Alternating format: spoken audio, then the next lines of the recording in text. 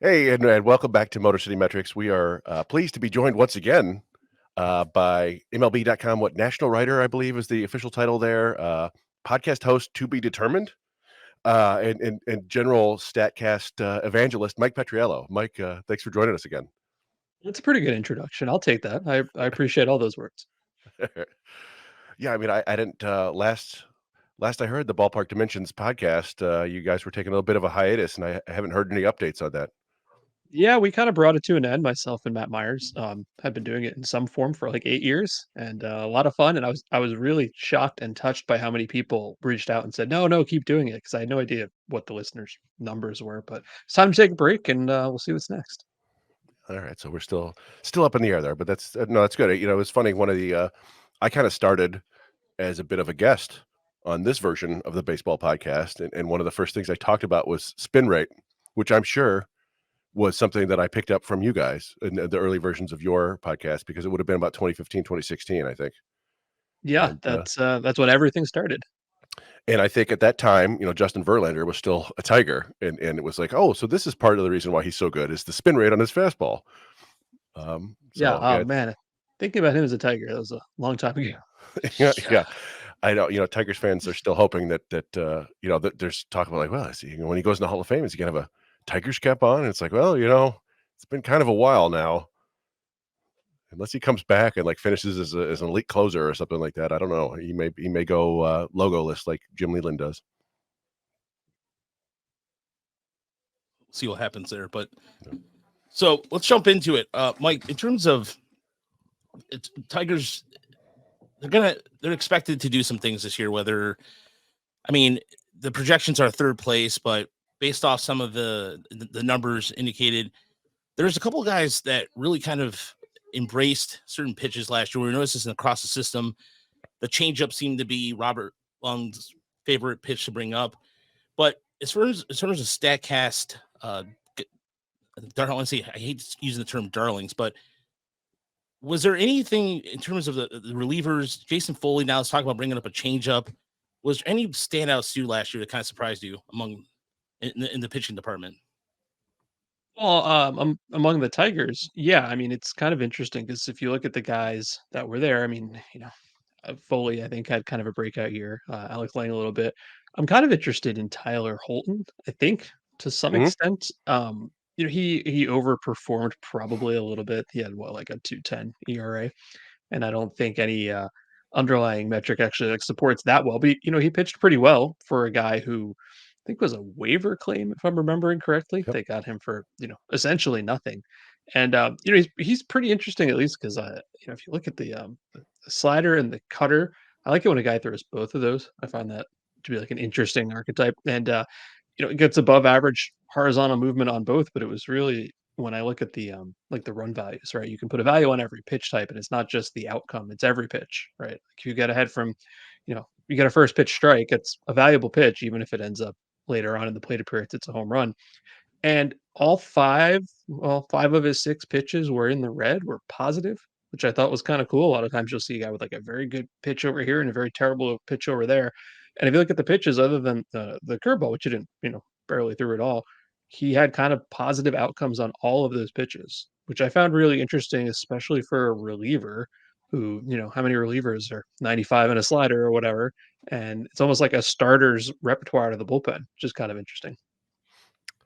Yeah, I don't know if it was you or somebody else, but they pointed out that he kind of led baseball last year in pitches that ended up in outs. It was over 20%. So like every fifth pitch resulted in an out, which was kind of wild to me. Yeah, he was definitely a pleasant surprise last year among the relievers and became incredibly reliable.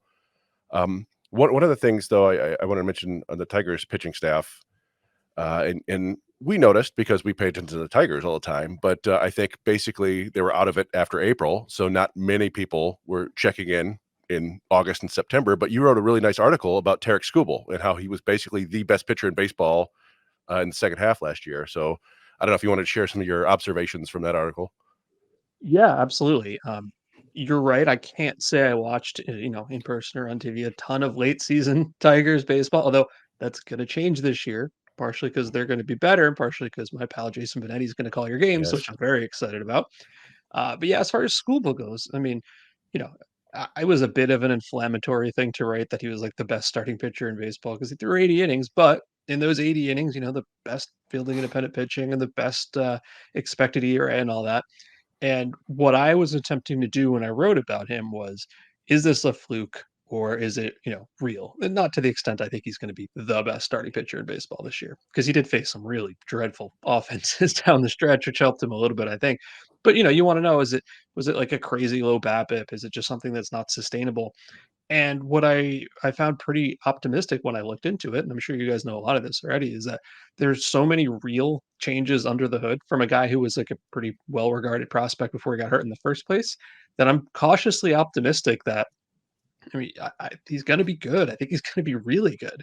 Just to give you some examples of the things I found, I think that the obvious thing that everybody knows is he's throwing a lot harder. Right? He's, I think, fourth fourth hardest velocity from a lefty starting pitcher or something like that. And in the past he'd been like 94. Well, last year is up to almost 96, which is wild from a left-handed hitter. The other things I noticed is he moved his spot on the mound a little bit, which I'm really interested about. I don't know if that was his idea, coaching staff, combination of both, perhaps. But the thing that stood out to me the most is the changeup moves so differently than it did. And one of the things I'm hoping we can do at some point this year is put out like a little bit of a leaderboard on the site on Baseball Savant that shows how much seam shifted wake guys are using.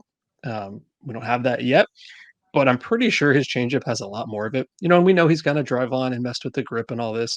And when you look at how much more movement it's had, like I compared 2020 to 2023, it's got 9 more inches of drop and 4 more inches of movement, horizontal movement, while throwing it harder. That's the key, right? If you throw it softer, you can get a little more drop because there's more time. He did that and he's throwing it harder, just wild to me. So, you put all that together, fingers crossed on health. That's where it always is. There's nothing here that says to me this is fake. This he can't do this. The talent's not there. Just prove it. Which I know I say that as though it's easy, but it's not. But I do believe it. Yeah, no, I'd love to see a leaderboard like that. One of the things, we follow these guys from the minors on, and I think the hardest thing for anybody to figure out is a player's ability to adapt and basically improve himself.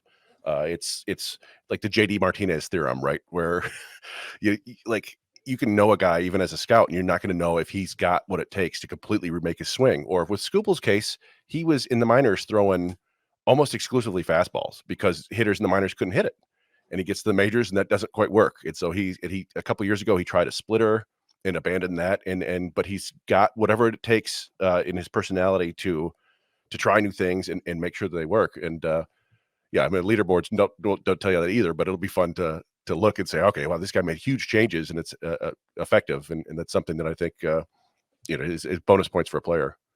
Yeah, we can't measure the contents of a man's soul just yet, but Yes. we'll get there someday. We could try. If he falls in the Springfield mystery spot, I very much enjoyed your tweet about the Orioles injuries today. Um, Thank you.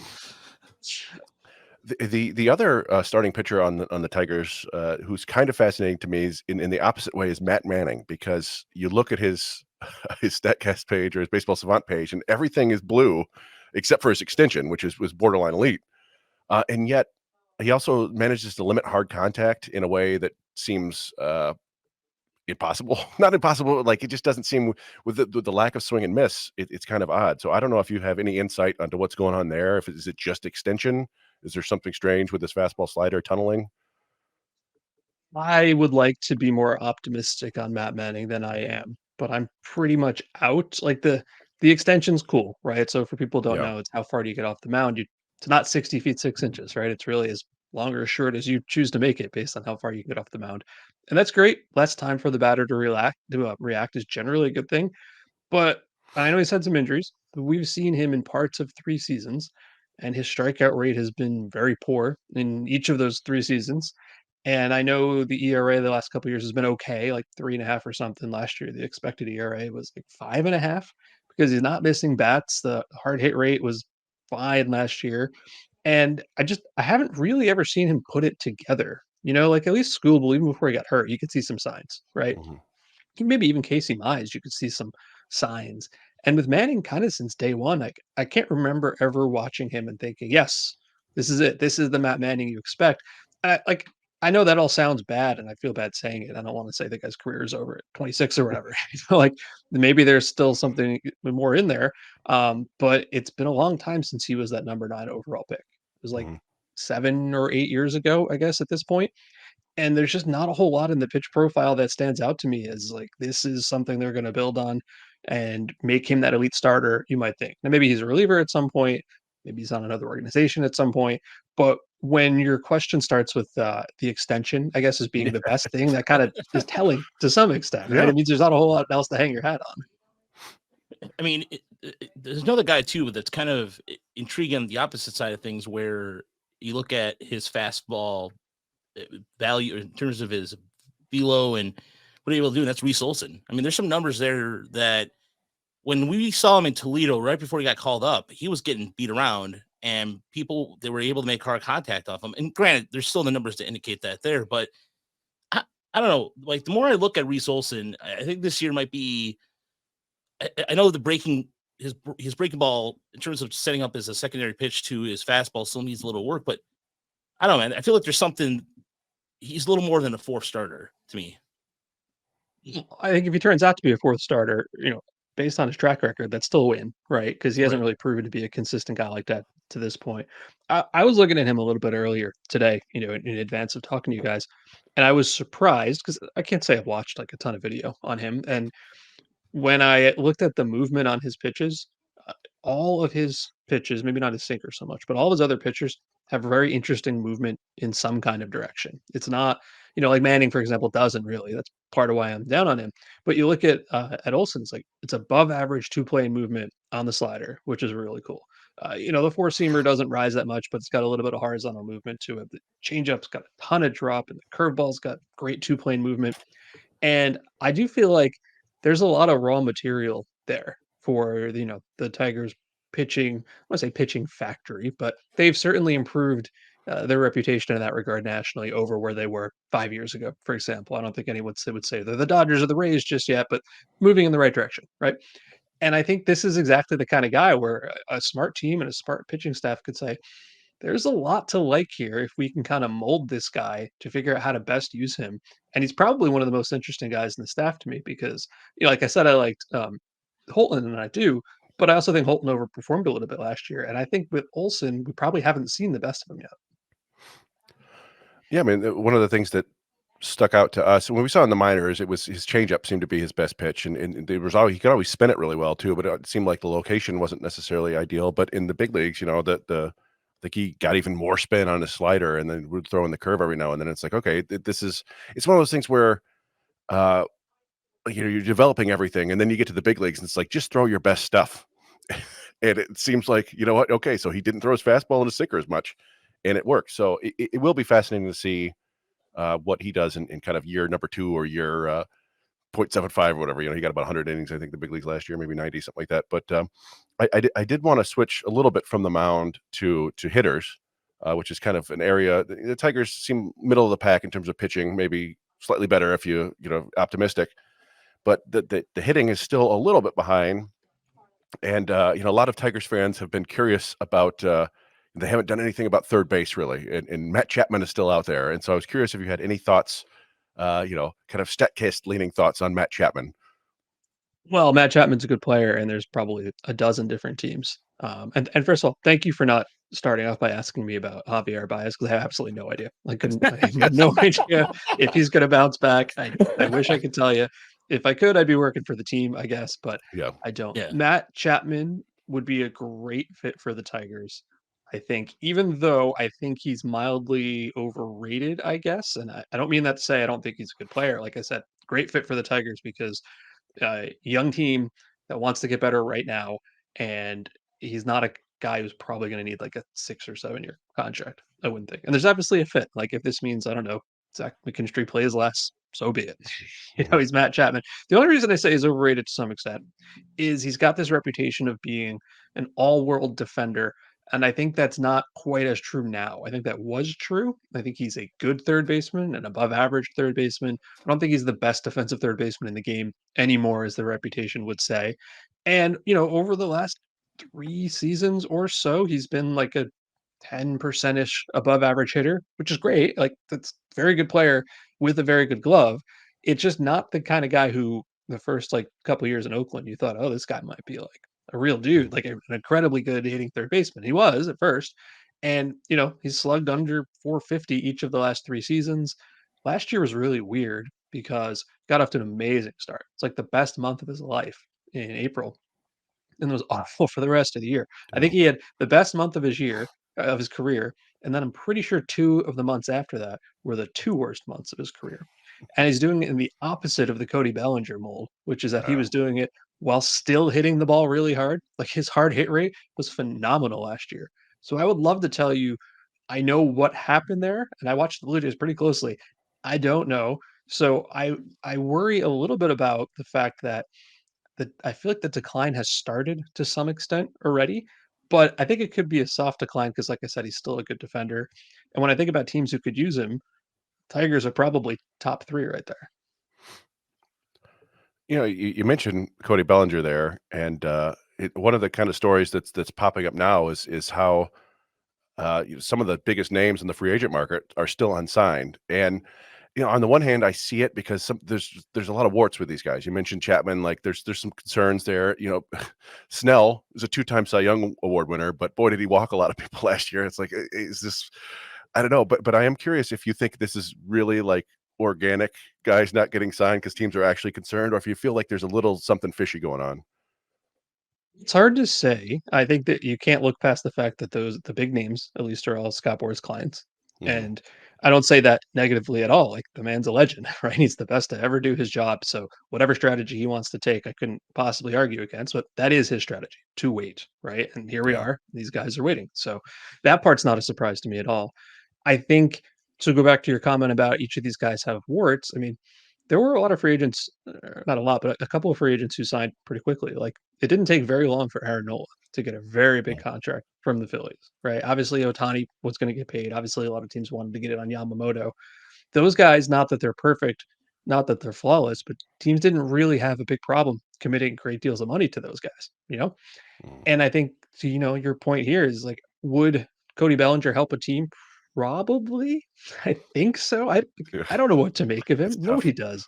So Yeah. it's like you want him on your team, but do you want to commit $250 million over 8 years? And to me, it's not even about the money. Like for most people listening, they don't really care if the owner of the team has more or less money in their pocket, right? Mhm. But if you sign a player for that amount of money, you are expecting him to be a superstar.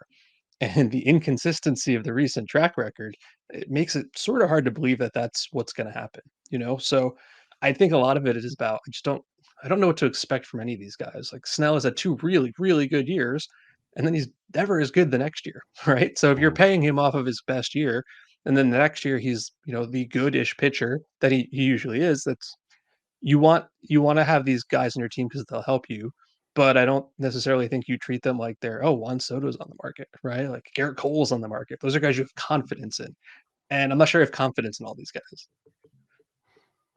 Yeah, I mean, I like the deal for the Giants to have for Soler, but I thought that Yeah, to me that was something that I would, as a Tigers fan, I still think if you look at some of the numbers with hard hit numbers and barrel, that they improved a little bit. They improved somewhat from 2022, but I still think Detroit needed another right-handed bat, and Harris addressed that today at spring training, that they were kind of looking around, but they didn't really get that bat, and so Mike, just even just projection wise too, I just don't.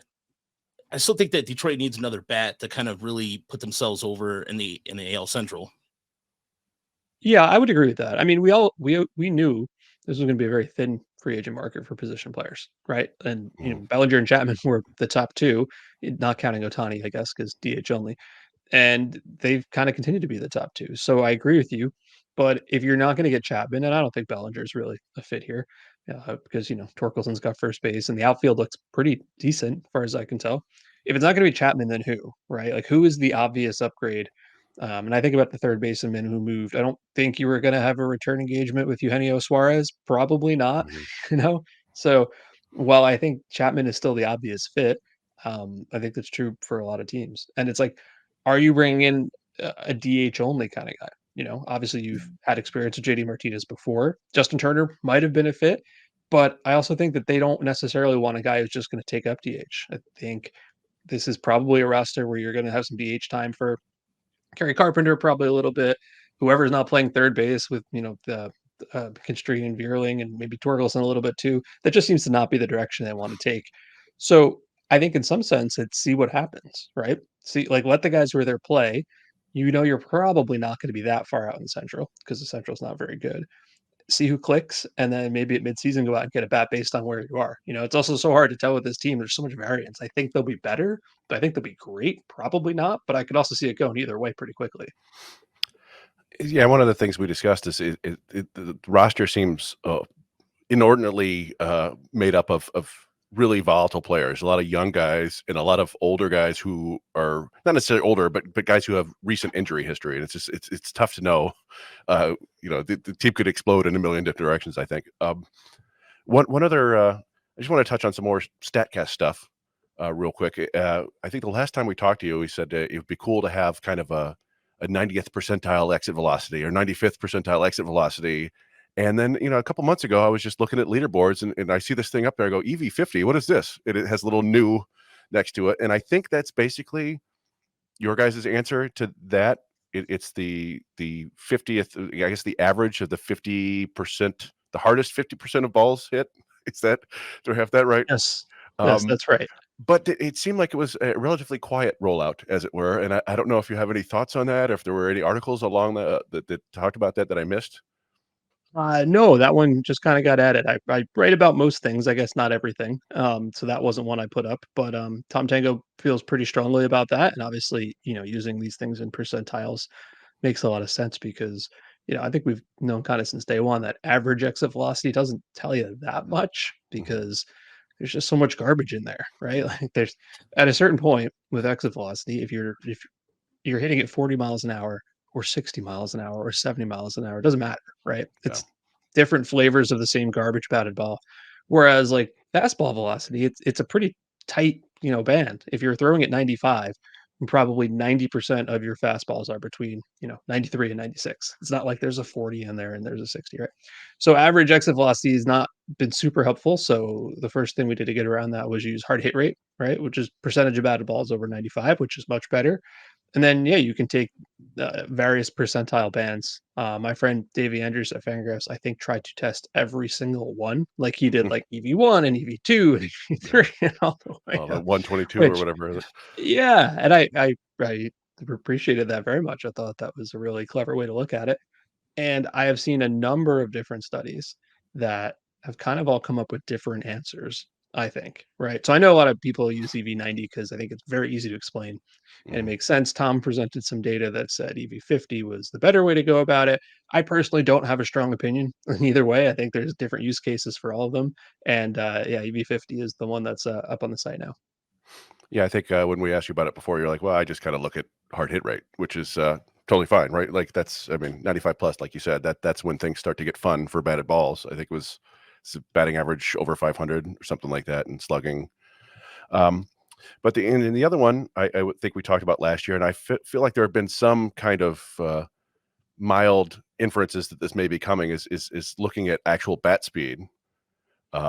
And I know you didn't want to talk about Javi Baez earlier, but he's the one that it keeps coming to mind to me because when I look at him, I go back and I look at video of him, like the infamous, when he ran back to home plate to avoid getting tagged. You look at his bat speed back then, and it just looks faster to me.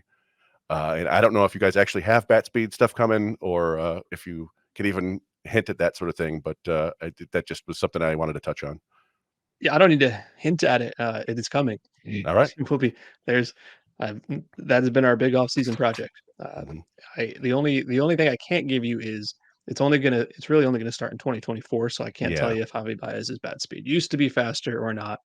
We've put out some pieces of content using just looking at the 2023 data, but that's mostly going to be treated as test data, right? It's like it was the first year, then there were some ups and downs with the technology and the data quality, and that's all been sorted out. So like we wrote about swords, for example, Mhm. to show that the technology like could be used in that way. I'm actually writing about one now, which I think you'll laugh at, which is I'm looking at the biggest swing and misses, and what I mean by that is like who that sounds missed fun. by the most, Yes, I which I like think that. is cool. So the biggest one, and you'll see Speaking this. of Javi Baez, Well, so that's the thing, right? yeah, The biggest swing and miss was like 4.7 feet, right? That's how close the bat ever came to the ball, was 4.7 feet, which is a yes. wild swing and miss. And when I tell people that, the very first thing they say is, that was Javi Baez, right? And it Yeah. wasn't. No, It yeah. was Trey Turner, believe it or Oh, not. I'll be darned. But everybody thinks it was Javi Baez, which is very Mhm. funny to me. That's it. Yeah, it's like I could swing and miss by 4 feet, but I would do it. I would do it a lot. No, but there's one of the last things too we want to talk about was what are some of the things that are new this year for Baseball Savant that people can look forward to? Because every so often, I mean, we still have some of the fans who will chime in and they'll ask us, how do we navigate the board? And I just say, just got to practice at it because it takes a while. But what can fans look forward to research this year? Well, it's the year bat tracking, right? So that is the big new thing. So there's going to be more than one rollout, right? Like what we put out at first is not going to be the only thing that ever comes out. So like the low hanging fruit is swing speed. That's obviously the number one thing people are going to want to know about, which I think is going to end up being like moderately interesting because unless you're some wild outlier like Mhm. Giancarlo Stanton, right, or Otani, there's not a huge spread among swing speed for guys.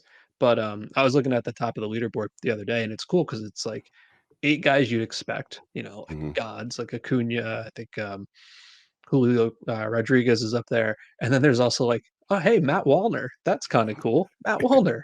I There know you go. something Yeah. about Matt Wallner, right? Um, swing and miss distance, like I said. The other thing that we did that I'm pretty excited about is I wanted to try to find a way to show guys who have long swings and short swings. I think Baez will pop on this one if you have Mhm. watched his swings. But I want like you go to the bottom of the swing speed list, and I'm almost positive Luis Ariz is going to be there. Right? He just Mhm. does not swing fast, and I don't always want to have these metrics make him look terrible in these things. He's a very good player. It's just he doesn't hit the Yeah. ball hard, and uh, I wanted to see if we could show like swing distance in the sense of being like quick to the ball or short to the ball or a big loopy ass swing to the ball. Right. And we came up with a cool way to do that. And that's going to show that Arise is like quicker to the ball when he starts to swing than anybody, even though the swing itself is not fast. It just doesn't travel as much distance.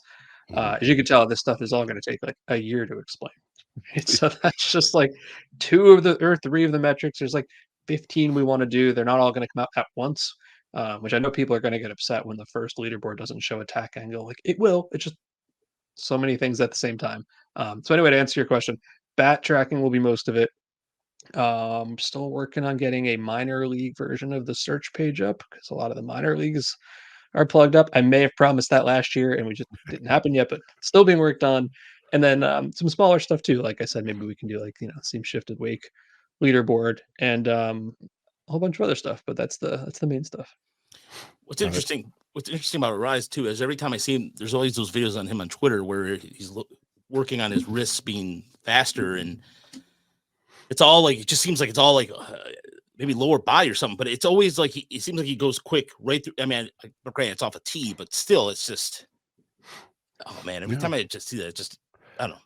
No, I that's have a that. good I have a good Arise number for you. So I was looking at this in the test data, and I sorted every miss by like largest miss distance, 4.7 feet to the least.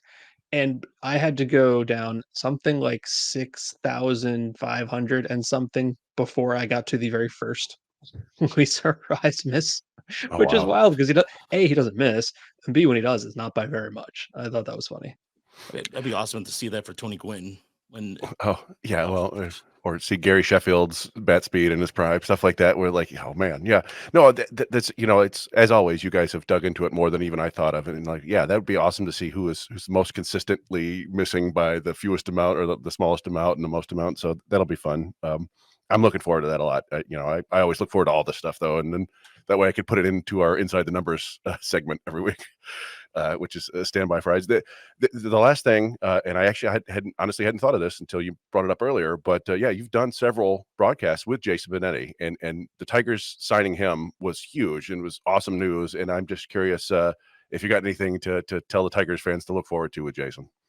I was gonna be so happy, and I have to straight up admit my bias. Like, he's not just someone I've worked with. Like, I consider him a really good friend now, right? Like, I love him as a person, and the way he broadcasts a game is really, really fun because he's so smart and he's so inquisitive, but he likes to have fun in the booth, right? And it's like it's a long season. There's so many baseball games, so obviously he's going to be interesting and tell you something about the game you didn't know, and he's gonna be inquisitive and ask the right questions, but he's also gonna make you laugh because it's a long, long season, especially in the American League Central. There's just so many of those games.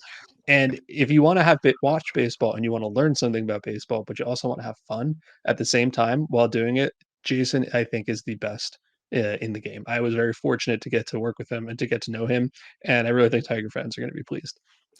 His stuff with Bill Walton, some of the games he does with Bill Walton are even like the basketball games and stuff. And then he did when Bill Walton did baseball is some of the best. I mean, I think the one thing about broadcasting sometimes is we always think of the guys who kind of puke into the mic, go 3 balls and 2 strikes and all that. I mean, no offense to Buck Martinez and all those guys, but that's who I think of. Very saying his name. I'm sorry. I'm No, sorry. that's fine. No, that's who I thought of too, honestly. Yeah, I love Buck Martinez, but I just think of those kind of old fashioned style. And Jason, to me, is a breath of fresh air. He's got pipes, but it also like just the fact he can intertwine pop culture in there. And Mike, we talked about music before. That to me is what makes a broadcast. If you can get out of just kind of like puking in the mic, whatever you want to. Anyway, just not only does Jason have a law degree, when he first met my wife, I think they got along better when I wasn't there because they could just talk about Broadway shows the entire time because that's basically all they wanted to talk about. I didn't have a ton to add there, but yeah, Jason is well read and well educated on a lot of topics that are not baseball. And I think that actually helps inform his baseball calls a lot.